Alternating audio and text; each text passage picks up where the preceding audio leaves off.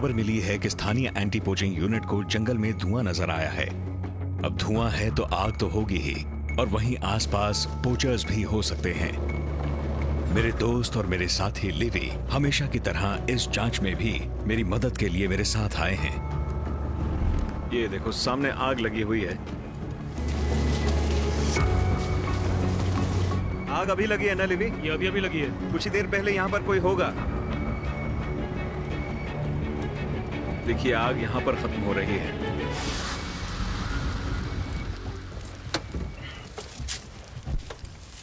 मैंने पहले भी पोचर्स को इस तकनीक का इस्तेमाल करते देखा है। कई साल अफ्रीका में बतौर गाइड काम करते वक्त मैं इंसानों की जलाई ऐसी आग देख चुका हूँ। वो लोग जानवरों को डराते हैं ताकि जानवर इनके ट्रैप्स की तरफ दौड़ें। जानवरों का पूरा झुंड आग से बचकर भागते हुए उनके ट्रैप्स में फंस सकता है, या ये भी हो सकता है कि वो इसीलिए आग लगाते हैं ताकि नई ताजी घास यहाँ से उग सके।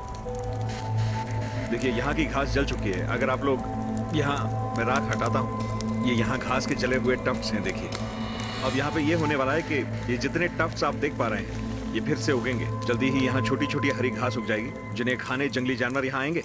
तो वो लोग इस पूरे इलाके में स्नेज लगा देंगे ताकि जानवर यहाँ चरने आए तो उन स्नेज में फंस जाएं। अब आप कल्पना करके देखिए कि अगर आप जान जाएं कि जानवर कहाँ आएंगे और उस पूरे इलाके को आप ट्रैप्स और स्नेर से घेर लें, तो ऐसे में जानवरों को बचाना मुश्किल है। मुझे यकीन नहीं होता। किसी भी क्राइम सीन की तरह जांच का सबसे पहला कदम है सुराग की तलाश करना। तो वो लोग यहीं से आए होंगे, है ना? हाँ, ये देखो, ये आने जाने का रास्ता है। मुझे लगता है वो हमसे डर के भाग गए, क्योंकि हम लोग उस तरफ से आए हैं और आप देख सकते हैं ये हिस्सा पहले ही जल चुका है। और जाहिर सी बात है कि वो लोग उस तरफ को भाग कर गए होंगे हमारी गाड़ियों की आवाज सुनकर, क्योंकि उन्होंने आधा ही मैदान जलाया था और हमने उन्हें रोक दिया। जब आग गलती से लगती है या अपने आप लगती है तो ऐसे नहीं जलती। ये तो रास्ते के दोनों तरफ जल रही है। मुझे यहाँ कोई निशान नहीं दिख रहे लिवी। नहीं, मुझे बिल्कुल शक नहीं है कि ये आग जानबूझकर लगाई गई है। बदकिस्मती से ये जो यहाँ पगडंडी के आसपास जो घास थी वो बिल्कुल जल के राख हो चुकी है, ये देखिए। और इस राख की वजह से इस पगडंडी पर जो पैरों के निशान थे वो भी अब दिखाई नहीं दे रहे हैं। इस तबाही की तो कोई सीमा ही नहीं है। दिन ढलने के बाद भी मैं और लिबी सुराग की तलाश में लगे रहे, पर हमें कुछ नहीं मिला। ये पोचिंग का एक बहुत ही लापरवाह और खतरनाक तरीका है। फिलहाल तो ये आग काबू में है, लेकिन अगर हवा ने साथ दिया होता तो ये आग बहुत बड़े इलाके में फैल सकती थी, जिससे इसका प्रभाव एंटी पोचिंग टीम की जद से बाहर के जानवरों पर भी पड़ सकता था।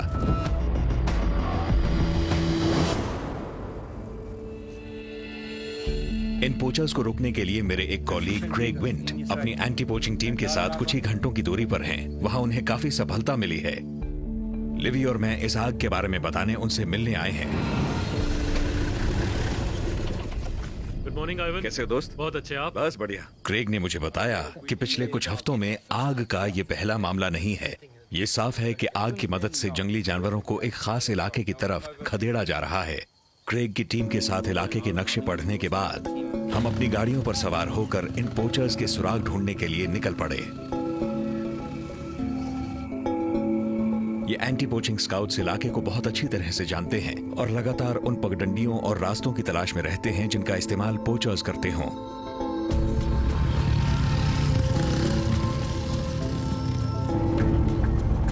तो फिलहाल तो हम इस पगडंडी पर चल रहे हैं। ये एक टू ट्रैक है और हम एक ऐसे इलाके में जा रहे हैं जिसके बारे में ये लोग जानते हैं। वो लोग रुक गए हैं, शायद वो रास्ता यहीं पर है।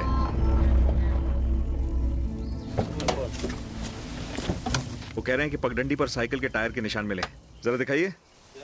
साइकिल के निशान है, ये रहे, देखिए, 3। तो ये लोग कह रहे हैं कि यहाँ पे 3 बाइसाइकिल्स के निशान हैं और कई लोगों के पैरों के निशान भी हैं। पता नहीं कितने लोग हैं, मगर ये बात साफ है कि ये निशान काफी ताजे हैं। आमतौर पर स्थानीय लोग इस दूर दराज के रास्ते का इस्तेमाल नहीं करते हैं। ऐसे में ताजे निशान मिलना मतलब पोचर्स करीब हैं। और जल्दी ही लिवी की तेज आंखों को कुछ दिखाई दिया है। ये पैरों के निशान आज के हैं, देखिए। ये हील है और यहाँ बीच में एक लाइन है, देखिए। और जब उस आदमी ने पैर उठाया होगा तो डस्ट की वजह से ये लाइन बनी है। और ये लाइन बताती है कि ये निशान बहुत ही ताजा है। जैसे जैसे हवा और मौसम इस निशान पर पड़ते हैं, वैसे वैसे ये लाइन गायब होती जाएगी। आगे का रास्ता तंग है और पैरों के निशान भी ठीक से दिखाई नहीं दे रहे। मगर क्रेग के एंटी पोचिंग वेटरन्स और लिवी की तेज आंखें हमें आगे ले जा रहे हैं।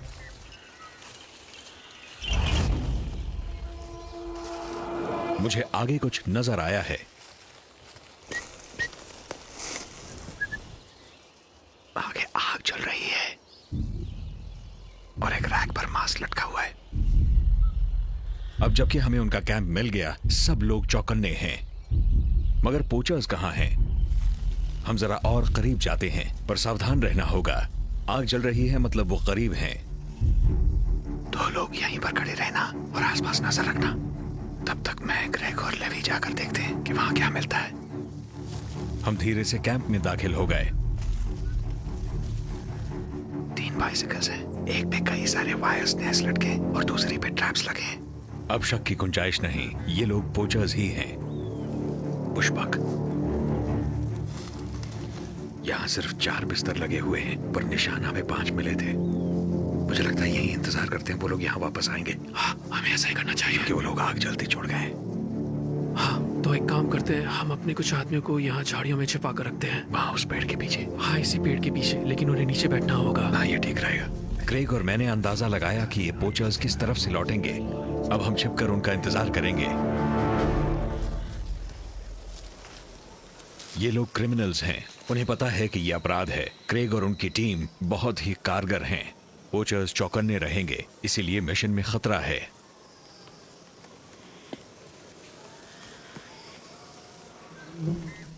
आग बुझ चुकी है, आग में से अब सिर्फ धुआं निकल रहा है, पर मुझे पक्का यकीन है वो लोग आज ही लौट कर आएंगे। उम्मीद है अंधेरा होने से पहले आ जाए। फिलहाल हम उन्हें चौंका देने के लिए तैयार हैं। हमें जल्दी ही एहसास हो गया कि यहाँ और भी कोई है। मुझे कुछ लोगों की आवाजें आ रही हैं। तुम लोग छिपे ही रहना, छिपे रहो। मुझे कोई दिख रहा है, उसने सफेद रंग की कमीज पहनी हुई है। यहाँ से मुझे 5 लोग दिखाई दे रहे हैं, पर यकीन से कहना मुश्किल है।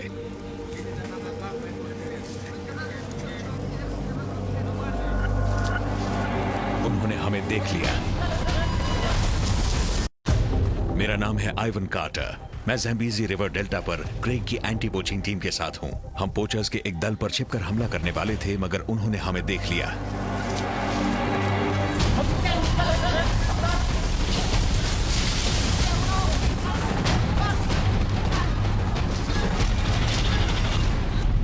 बहुत बढ़िया, शाबाश।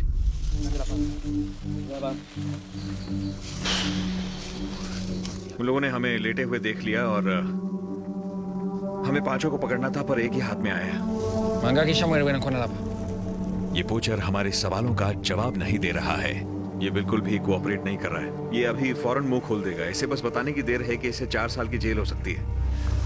अब चूंकि पोचर्स ने हमें देख ही लिया है, हम कैंप का अच्छे से मुआयना कर रहे हैं। इसमें धार है। अनुभव ने मुझे हर कोने में जांच करना सिखाया है।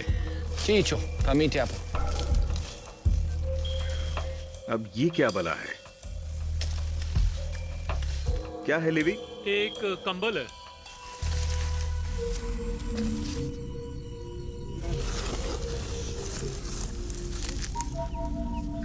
ये तेंदुआ है। ये देखो, ये तो मांस के लिए शिकार से कहीं ज्यादा बदतर है। Ipuena pambalo. Ipuena pambalo. Hey, ipuena pambalo. Ipuena pambalo mbadalo.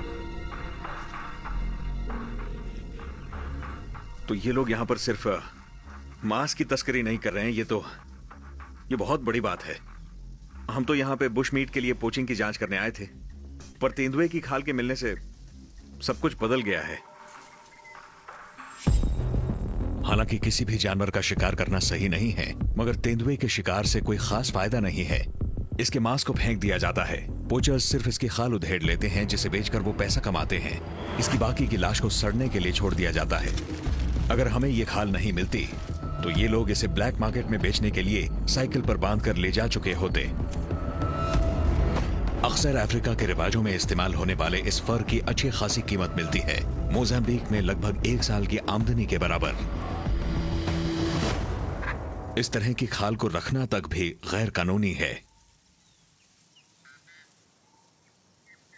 तेंदुओं जैसे जानवर भी इन पोचर्स की स्नेयर लाइन का शिकार बनते हैं। तेंदुए और शेर जैसे जानवर भी जाल में फंसे मरे हुए जानवर की तरफ आते हैं या उसकी चीखने पुकारने की आवाज सुनकर वो शेर या तेंदुआ उस जख्मी जानवर को देखता है, उसका मुआयना करता है और उसी की तरह जाल में फंस जाता है।